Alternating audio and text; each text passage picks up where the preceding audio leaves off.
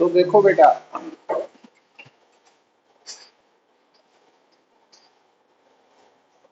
अज आप स्टार्ट करना वा unit number 4 electromagnetic induction and alternating current. तो यूनिट नंबर 4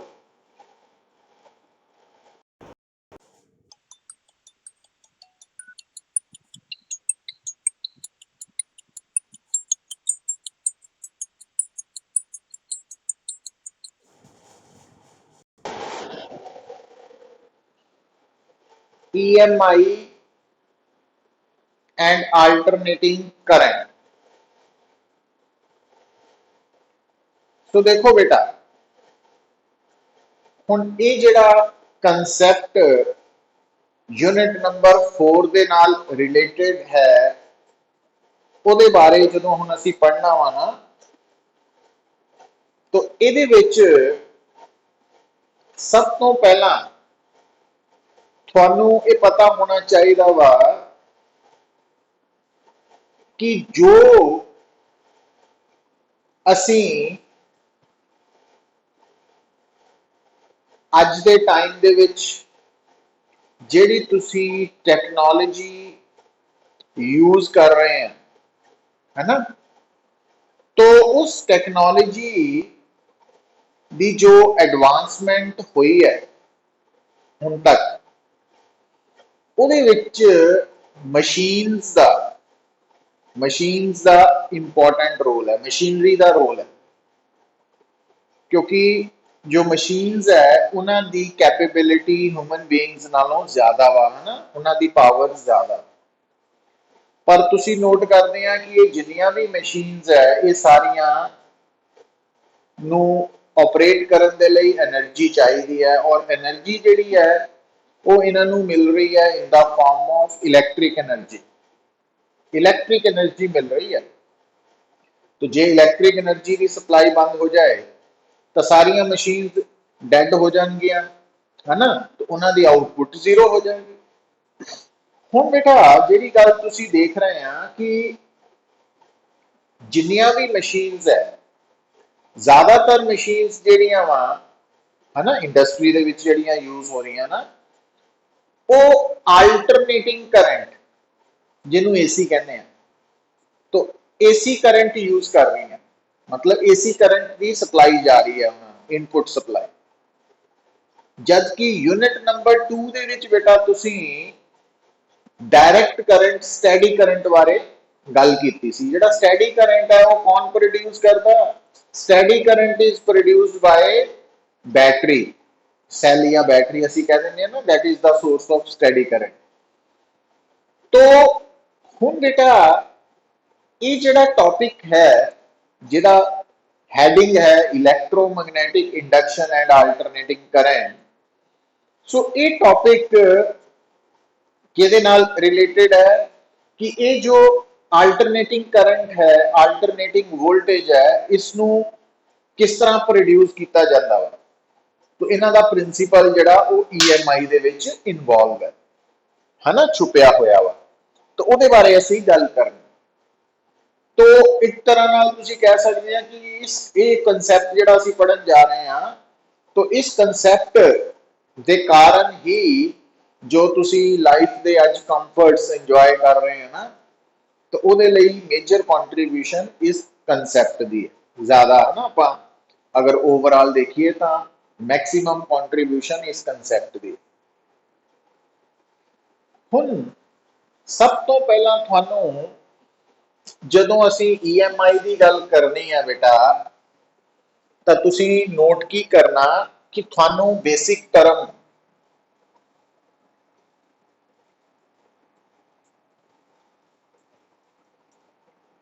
इलैक्ट्रिक करंट बारे पता वा, है ना।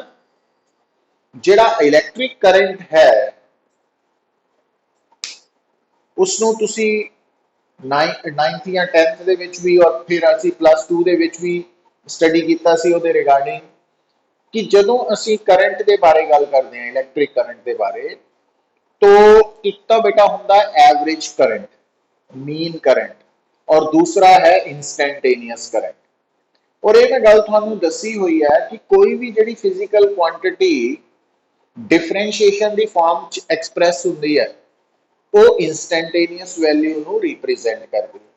तो जदों तुसी इलैक्ट्रिक करंट के बारे लिखते हैं ना, I is equal to dq by dt, rate of flow of charge through any cross section of the conductor, तो ये इंस्टैंटेनियस करंट है। ठीक है।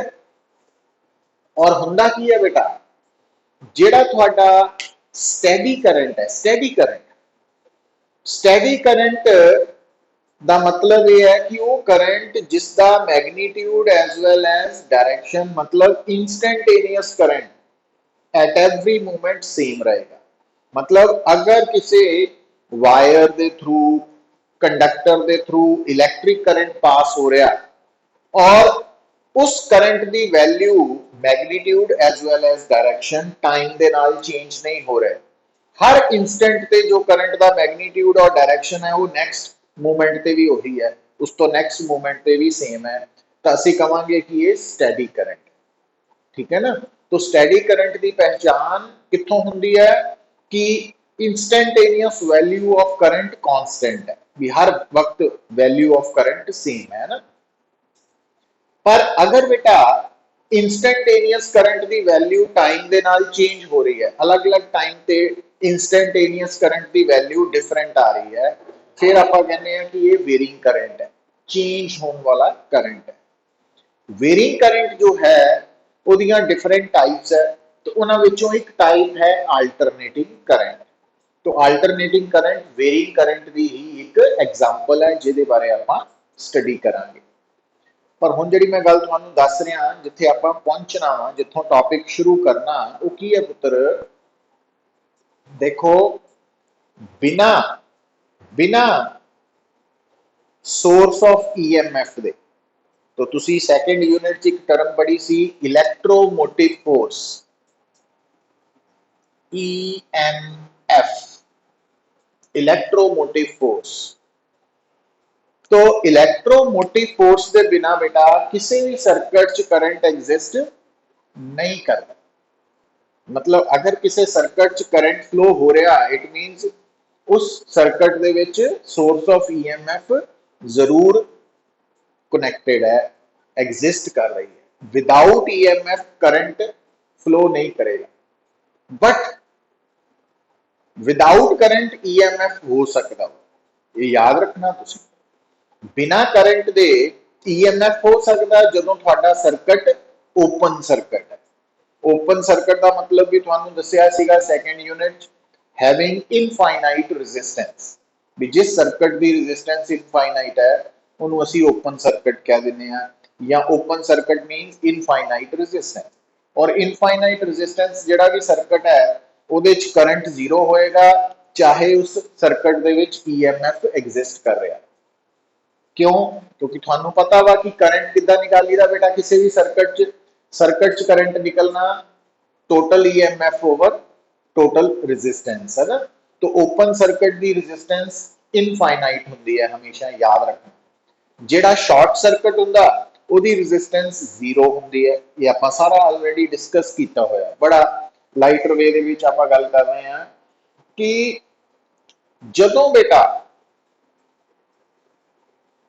किसी भी सर्किट तुसी एक डिवाइस, गल हुण ध्यान नाल सुनियो, अगर तुहाडे किसी भी सर्किट एक डिवाइस कनेक्टेड है, उस डिवाइस का नाम है से गैल्वेनोमीटर। तो अगर तुहाडे सामने किसी भी सर्किट गैल्वेनोमीटर डिवाइस कनेक्टेड है और गैल्वेनोमीटर दी जो नीडल है वो डिफ्लेक्शन शो कर रही है, इसका मतलब की होएगा, क्योंकि गैल्वेनोमीटर बारे भी तुहानू पता होना चाहिए, आप ऑलरेडी डिस्कस कर चुके हैं, जे नहीं पता तो आज तो बाद याद रखो कि गैल्वेनोमीटर डिवाइस की हेल्प के नाल असी किसी भी circuit they which current the presence नू डिटेक्ट करते हैं।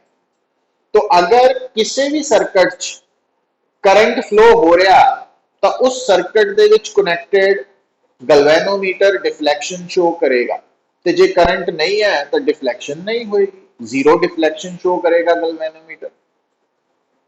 तो अगर बेटा हम गल जोड़ना सीखना ना आप सारे पॉइंट्स जो मैं दस रहा थानू कि अगर मान लो थोड़े कोल एक सर्किट है, उस सर्किट दे विच गलवेनोमीटर कनेक्टेड है, गलवेनोमीटर डिफ्लैक्शन शो कर रहा है, उतों थानू तुसी केड़ा कंक्लूजन ड्रॉ करोगे कि इस सर्किट च करंट है, इलैक्ट्रिक करंट एग्जिस्ट कर रहा है। और अगर बेटा सर्किट दे विच करंट है तो उस circuit they which source of EMF भी है, मतलब ईएमएफ भी पैदा हो रहा है। विदाउट ईएमएफ थानू मैं हुनी बोलिया करंट एग्जिस्ट नहीं करेगा किसी भी सर्किट च, ठीक है। तो विदाउट ईएमएफ करंट एग्जिस्ट नहीं करता, ये नोट कर लेना तुसी। तो इसका मतलब जदों भी किसी सर्किट च गलवेनोमीटर कनेक्टेड है और गलवेनोमीटर डिफ्लैक्शन शो कर रहा है ना, तो डिफ्लैक्शन शो करने का मतलब उस सर्किट च करंट फ्लो कर रहा, और करंट फ्लो करता मतलब उत्थे ईएमएफ पैदा हो रहा, ईएमएफ एग्जिस्ट कर रहा, ठीक है, इलैक्ट्रोमोटिव फोर्स, तो वो पैदा हो रही है। तो ये गल नूं हुण माइंड च रखना, इनू भुलना नहीं। ईएमएफ इलैक्ट्रोमोटिव फोर्स नाम है, बट एक्चुअली ये कोई फोर्स नहीं है, work done per unit charge है ना, आप सैकेंड यूनिट च पढ़िया सी इहदे बारे। तो हुण ये जिहड़ी डिस्कशन है, जिन्नी मैं गल दसी है इन्नी तुहानूं समझ लग चुकी है। मानसी, अर्शिया गुलाटी, हरजशन, लक्ष्य, मोहनदीप, निष्ठा। हुण देखो बेटा, हुण असी वापस स्टार्टिंग पॉइंट से पहुंच गए हैं इन्नी सारी टाइम की डिस्कशन तो बाद कि हुण जोड़ा मेन कंक्लूजन साडे दिमाग च रहना चाहिए कि अगर सर्किट च गलवेनोमीटर डिफ्लैक्शन शो कर रहा, इट मीनस उस सर्किट च करंट फ्लो कर रहा, और अगर सर्किट च करंट फ्लो हो रहा इलैक्ट्रिक करंट, तो इट मीनस उस सर्किट च ईएमएफ पैदा हो रहा। और ये गल भुलनी नहीं है, बार बार मैं कह रहा कि करंट विदाउट ईएमएफ है ना पॉसिबल नहीं है, but EMF without current possible है ओपन सर्किट, ओपन सर्किट जिसकी रेजिस्टेंस इनफाइनाइट है। नाउ हुण बेटा आप वापस आने कि ये जो इलैक्ट्रोमैग्नेटिक इंडक्शन एंड एसी का कंसैप्ट है, इस कंसैप्ट दे विच तुहाडे सामने अगर मैं गल करा फैराडेज दे बारे, तो फैराडे साइंटिस्ट का नाम है, तो जिसके एक्सपेरिमेंटल रिजल्ट्स ने ही इलैक्ट्रोमैग्नेटिक इंडक्शन का कंसैप्ट जिहड़ा वा वो डिवेलप किया है ना, तो उतों स्टार्ट होया। तो हुण बेटा तुसी इस गल नूं तुसी आप भी प्रैक्टिकली इस गल नूं चैक कर सकते हैं। हुण गल नूं सुनियो पुत्तर, हुण मैं तुहाडे सामने एक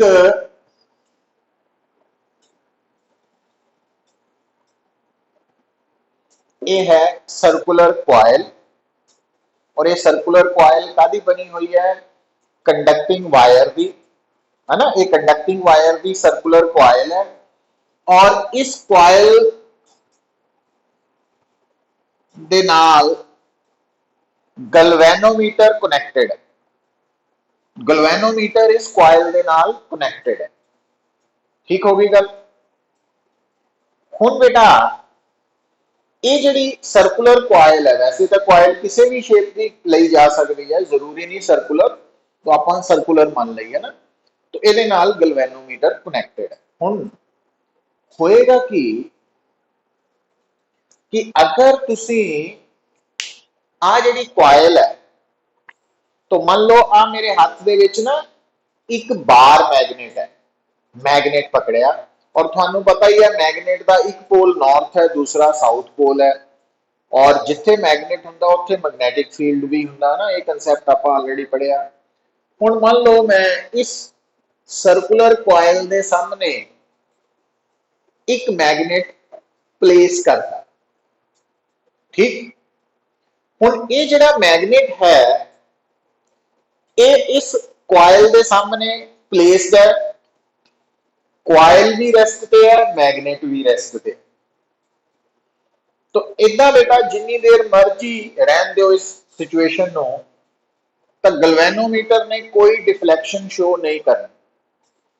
पर जिद्दां ही तुसी इस मैगनेट नो कॉइल की तरफ शिफ्ट करना शुरू करोगे, जिद्दां ही ये मैगनेट कॉइल के नजदीक जाना शुरू करेगा, तो तुसी की ऑब्जर्व करोगे कि गलवेनोमीटर डिफ्लैक्शन शो करेगा। और गलवेनोमीटर की डिफ्लैक्शन का मतलब है उसे वक्त कॉइल दे विच करंट पैदा हो गया, और करंट पैदा होने का मतलब भी इस कॉइल च ईएमएफ आ गया। ईएमएफ तो बिना करंट हो नहीं सकता। अच्छा, हुण अगर बेटा तुसी इस एक्सपेरीमेंट नू आप भी परफॉर्म कर सकते हैं ना, उहदे लई सानू की रिक्वायरमेंट है, एक बार मैगनेट चाहिए, एक कॉपर वायर चाहिए है, और एक गलवेनोमीटर चाहिए। हुण जदों तुसी मैगनेट नू कॉइल की तरफ ले जा रहे हैं, तो गलवेनोमीटर डिफ्लैक्शन शो करेगा, और जिद्दां ही तुसी मैगनेट नू रोक दिंदे हैं, जिद्दां ही रोकते हैं, गलवेनोमीटर की डिफ्लैक्शन उसे वक्त उसे मोमेंट पे इंस्टेंटली जीरो हो जाएगा। ਇਹਦਾ मतलब आप इस पोर्शन तो की लर्न की किया कि जब तक बार मैगनेट कॉइल के नजदीक जा रहा सी, मतलब बार मैगनेट के मोशन करके बार मैगनेट और कॉइल के विच गैप घट रहा सी, तब तक तो गलवेनोमीटर डिफ्लैक्शन शो कर रहा सी। और जिद्दां ही असी मैगनेट नू रोक लिया, कॉइल तो पहला ही रुकी हुई है, रेस्ट ते है, तो डिफ्लैक्शन जीरो हो गई है ना। इसका मतलब जो ईएमएफ है वो कितनी देर लिए पैदा होता रहा, जिन्नी देर लिए मैगनेट कॉइल के नजदीक जा रहा है, मतलब कॉइल और मैगनेट की डिस्टेंस घट रहा, डिक्रीज हो रहा। हुण बेटा तुसी मैगनेट नू जदों ऑपोजिट डायरेक्शन मतलब वापस लियाना शुरू किया, दोबारा की देखोगे तुसी, जदों तुसी मैगनेट नू कॉइल की तरफ ले जा रहे सी, तो मैगनेट और कॉइल दे विच गैप घट रहा सी, ते जदों तुसी मैगनेट नू कॉइल तो दूर ले जाना शुरू किया, गैप बढ़ेगा। फिर की नोट करोगे, जब तक मैगनेट कॉइल तो दूर जा रहा है ना, गलवेनोमीटर दोबारा डिफ्लेक्शन शो करेगा, बट इन ऑपोजिट डायरेक्शन, उल्ट। तो गलवेनोमीटर की जी स्केल होंगी है ना बेटा, तो जिहड़ा गलवेनोमीटर है उसकी स्केल का जीरो आ होंदा बेटा सेंटर पे।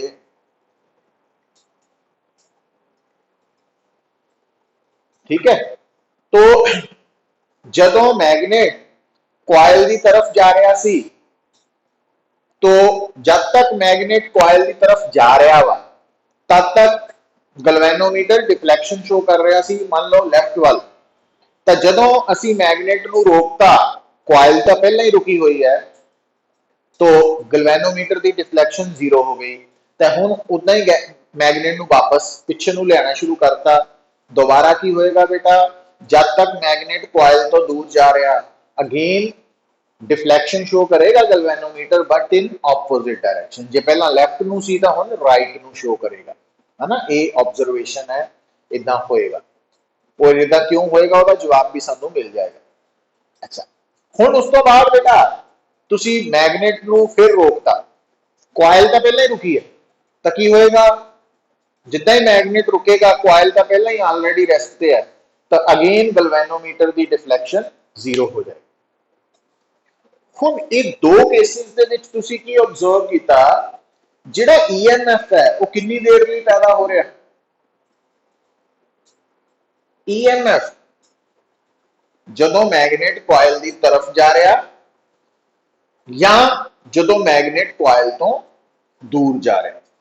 और जिदा ही मैगनेट और कॉइल दे विच गैप जो डिस्टेंस है वो फिक्स्ड हो गया, कांस्टेंट हो गया, नाल ही EMF भी जीरो हो गया। और EMF जीरो होने करके कॉइल दा करंट जीरो हो गया, डिफ्लैक्शन जीरो हो गया।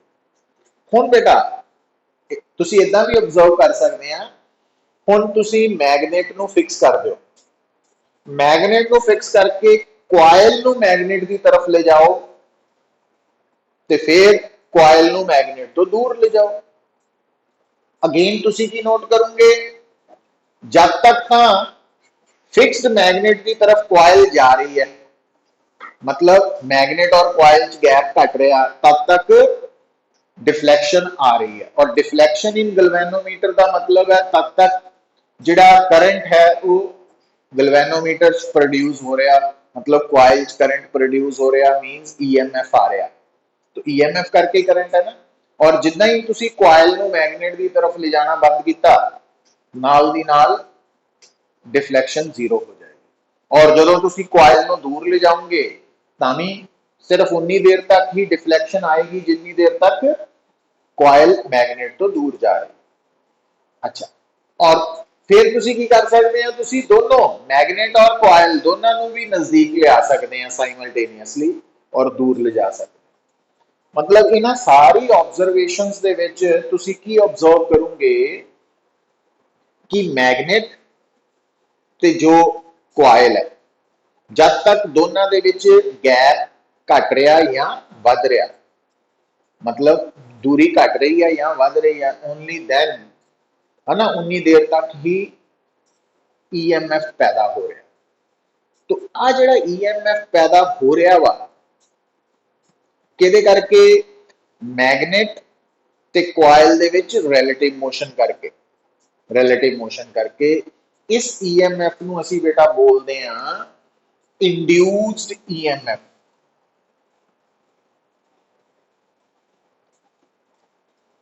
और तुसी नोट की कीता इस एक्सपेरिमेंट के रिजल्ट्स तो कि ये जिहड़ा EMF है ये कितनी देर तक पैदा हो रहा, जिन्नी देर तक मैगनेट और कॉइल दे विच रिलेटिव मोशन है।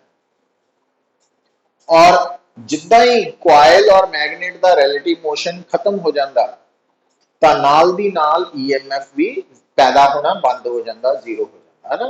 तो ये ऑब्जर्वेशन है फर्स्ट एक्सपेरीमेंट की, जिन्होंने असीं फैराडेज फर्स्ट एक्सपेरीमेंट के नाम नाल जानना वा या जानते हैं। तो फैराडेज फर्स्ट एक्सपेरीमेंट का जिहड़ा कंसैप्ट है बेटा,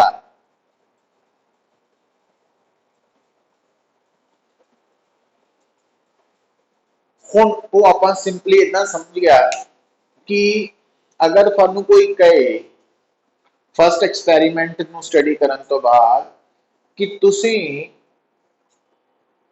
इंड्यूस्ड EMF अगर पैदा करना तो उन्होंने पैदा करने का तरीका की है। तो जिहड़ी इंफॉर्मेशन हुण तक तुहाडे तक पहुंची है वो सिर्फ इन्नी है कि मैगनेट और कॉइल दे विच अगर डिस्टेंस घटाया जाए या वधाया जाए, सिर्फ उन्नी देर तक ही EMF पैदा होएगा, है ना। सिर्फ इत्थे तक ही आपां गल नूं फॉलो कर पाए हैं, यही समझिया ना तुसीं। अच्छा, पर ये पिछला कंसैप्ट नूं हाले आपां बाहर कढना वा, बाहर लियाना जिहड़ा इंपॉर्टेंट है ना। तो ये तो है बेटा फर्स्ट एक्सपेरीमेंट और ओदा रिजल्ट। हुण जो फैराडे सेकंड एक्सपेरीमेंट है, तो फर्स्ट एक्सपेरीमेंट बारे किसी नूं कोई डाउट?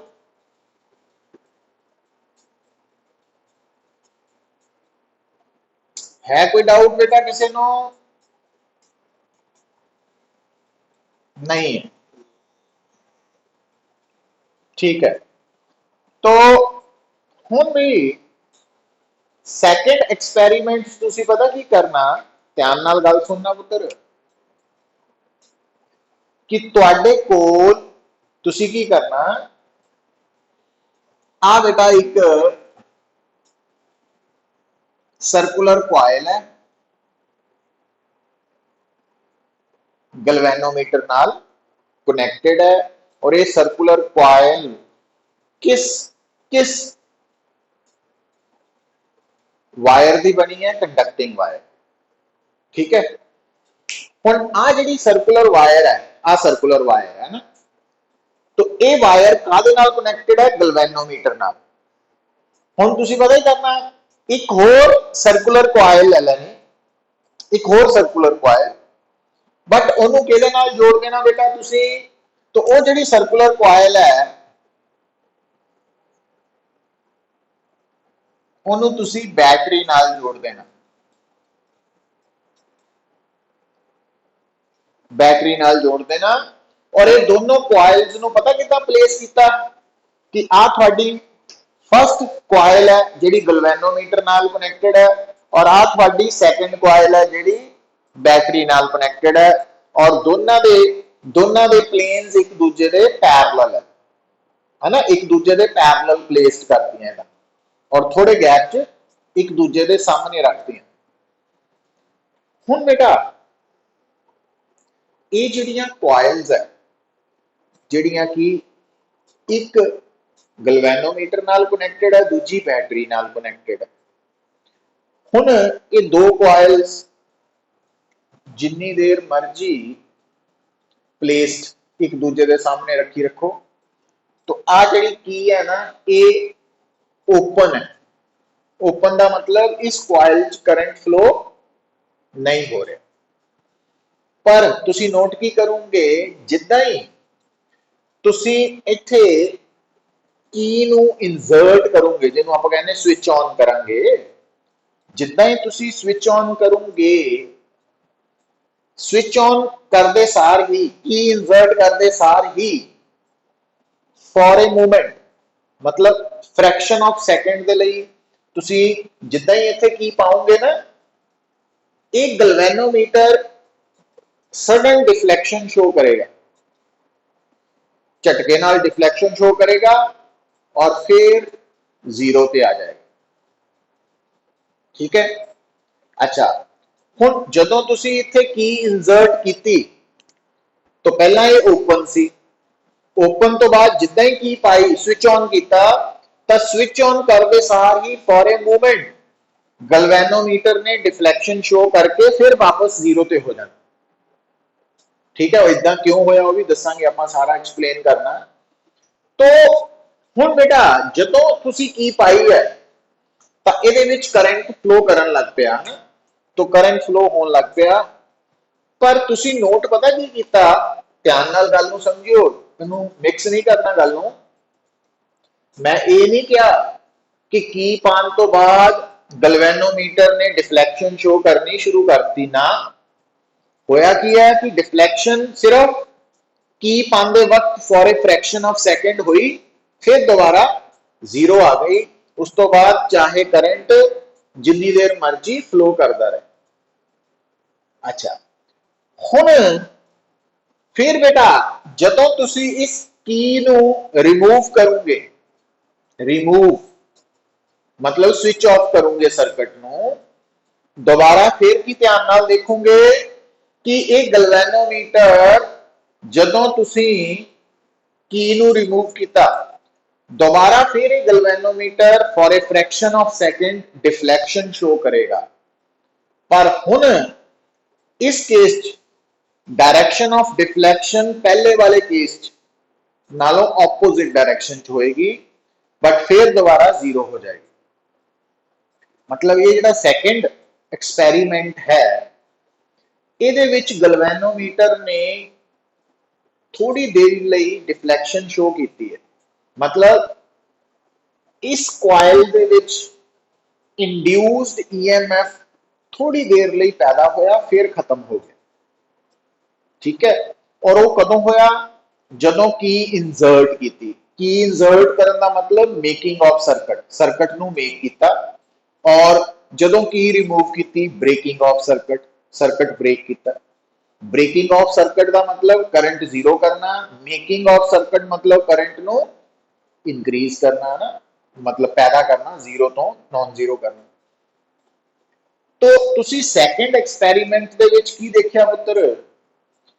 फर्स्ट एक्सपैरीमेंट च तुसी देखिया सीगा कि जब तक मैगनेट और कॉइल दे विच गैप घट रहा या वध रहा है ना, उन्नी देर तक डिफ्लैक्शन शो हो रही है।